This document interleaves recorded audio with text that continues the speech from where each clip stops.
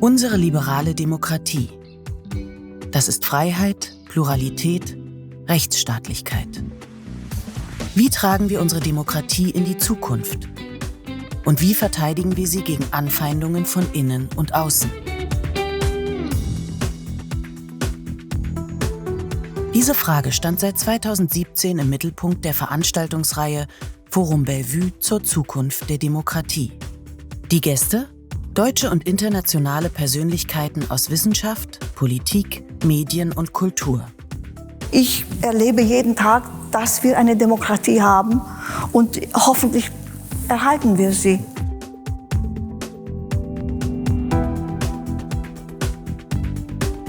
Also ich meine, dass es Mächtige gibt, die auf diese Art den Schriftsteller loswerden wollen, das hat ja nun wirklich niemand so drastisch und welthistorisch erlebt in der letzten Zeit wie Salman. In der liberalen Demokratie, in der wir leben, fordert der Schriftsteller dann eben auch den Schutz des Staates.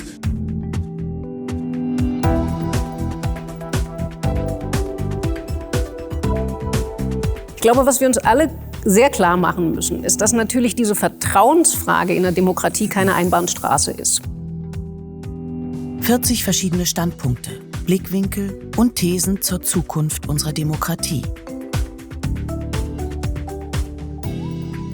We also must not forget that democracy is still the best form of government as far as human well-being is concerned. People in democracies are richer, healthier, happier and better educated and have more rights. Ich bin nicht nur Anhänger der Demokratie, weil das Amt eines Verfassungsrechtlers ist, die Demokratie als normative Ordnung zu verteidigen, sondern ich bin zutiefst überzeugt davon, dass das die eigentliche zivilisatorische Antwort auf das Wachsen der Vernunft der Menschheit ist, die Demokratie. Und dass sie deshalb alternativlos ist.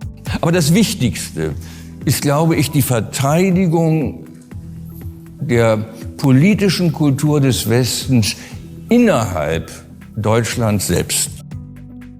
Welche Lehren ziehen wir aus der Pandemie? Natürlich ist es so, dass wir auch als Gesellschaft den Reichtum der wissenschaftlichen Politikberatung, den wir haben, vielleicht doch noch etwas professionalisieren, institutionalisieren, um besser gerüstet zu sein, wirklich vorbereitet, auch in einer exponentiellen Wachstumssituation beispielsweise dann nachvollziehbar zu reagieren. Wie kann der digitale Strukturwandel so gestaltet werden, dass er die Demokratie stärkt?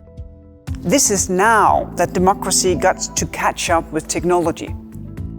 So exactly this question about how to make sure that when you become a powerful giant, that you also realize the responsibility that you have. And you can only do that, I think that is absolutely clear, with regulation.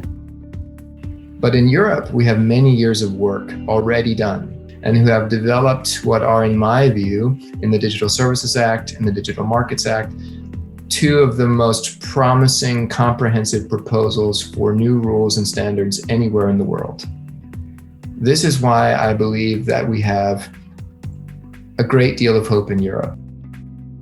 Wie gelingt uns in der Demokratie die Transformation, die angesichts des Klimawandels unumgänglich ist? Das Erdsystem verändert sich in einer Form, wie es das in 10.000 Jahren eben nicht getan hat. Und das ist ja die Gerechtigkeitsfrage. Also je länger wir uns Zeit lassen, umso stärker wird die soziale Frage dann von zukünftigen Generationen oder eben aus anderen Teilen der Welt getragen werden. Welche Funktionen haben Kultur und Medien in der Demokratie? Man nimmt natürlich in den Filterblasen immer wahr, was bei den anderen passiert, aber man glaubt natürlich nichts davon. Alles wird immer nur noch belegt dazu und für das, was man ohnehin schon glaubt. Und man ist oft gar nicht mehr in der Lage, das anders zu sehen. Man will es nicht nur, man kann es auch einfach nicht anders. Also was auf jeden Fall der Fall ist, dass im Mittel, als Wissenschaftlerin gesprochen, muss man immer wichtig, nicht zu pauschalisieren, im Mittel wir auf jeden Fall zu viele negative Nachrichten bekommen. Wenn das dann dazu führt, dass ich mich von den anderen, den eigentlich weltbewegenden Dingen, gesellschaftsdemokratiebewegenden Dingen, Zukunftsfragen, die über meinen eigenen kleinen Wirkkreis hinausgehen, nicht mehr beschäftige, weil ich das Gefühl habe, ich kann eh nichts dagegen machen und es belastet mich, dann ist das natürlich problematisch für die Demokratie. Wie passen Religion und Demokratie zusammen? Ich bin sehr optimistisch, dass dadurch, dass diese jungen Menschen immer mehr Räume an Schulen, an Universitäten bekommen, ihre Religion zu reflektieren, dass sie dafür sorgen werden, dass ein europäisch geprägter Islam sich immer stärker etablieren wird. Welche neuen Ideen gibt es? Gegen das Unbehagen an der Demokratie ist die Einbeziehung der Bürgerinnen und Bürger ein wirksames Mittel. Und zwar in Bezug auf die Wiederherstellung der demokratischen Legitimität und deren Wirkungskraft. Es ist auch sehr wichtig, dass die Zukunftskonferenz, in der sich Bürgerinnen und Bürger europaweit mit neuen Ideen für eine stärkere Europäische Union befasst haben, dass diese Ergebnisse ernst genommen werden.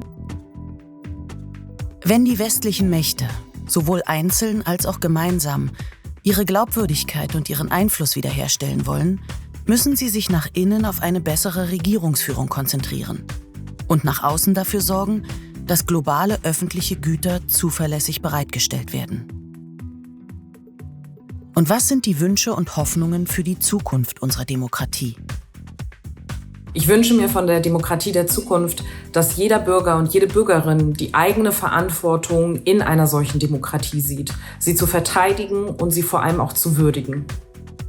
Von der Demokratie der Zukunft wünsche ich mir, dass sie sich nicht für selbstverständlich hält. Die Demokratie ist nicht einfach eine Dienstleistungsform, sondern eine politische Form, in der die unterschiedlichen Interessen auf zivilisierte Weise aufeinandertreffen und ergebnisoffen für Lösungen gekämpft wird.